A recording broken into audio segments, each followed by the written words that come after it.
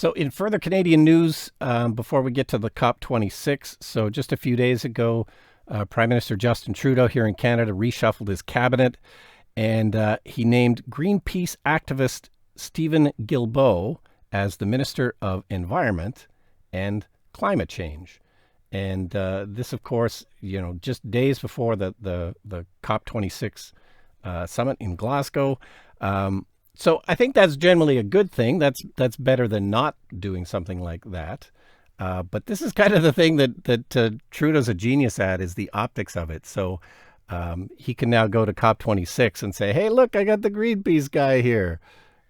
Canada's good. He knows he needs an offset because he knows Canada's reputation on the world stage with our dirty oil is not a great one. So hopefully it leads to good things.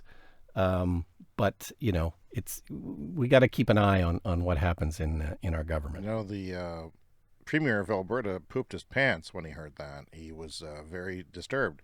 This is a guy who climbed the CN Tower. This is not the guy that the oil and gas industry like. They don't like Greenpeace people who climb the CN Tower to protest the government, being in cahoots with the former President of the United States, Bush. And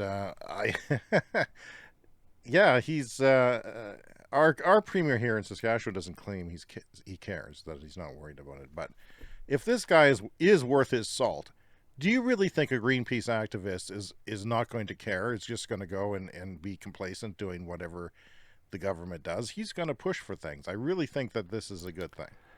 It's better than not having somebody push for things. Yeah. And Trudeau allowed him to vote no on the pipeline purchase, and this is an unusual thing in Canadian politics. We always vote with our party here. It's those are the rules, but he allowed him to vote no against the pipeline, so he's sort of treated separately from the rest of the cabinet. But I wanted to mention too, like the old premier of Alberta, Ralph Klein, back in the early 2000s.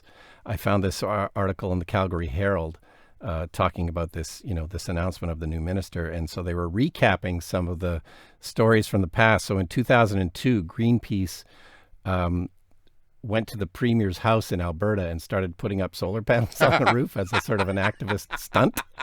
They put up, and and the premier and his wife were in the house at the time, and they were kind of worried about, didn't know what was going on. They thought there was a home invasion. So I wouldn't necessarily condone those kind of tactics, but the new minister for the environment was involved in that stunt in 2002. I did not know that.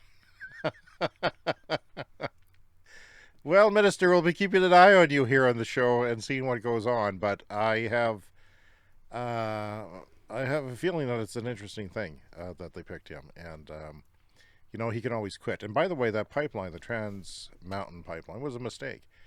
The company didn't want to do it, so they backed out, and so the government bought the pipeline to appease the political tensions in Alberta.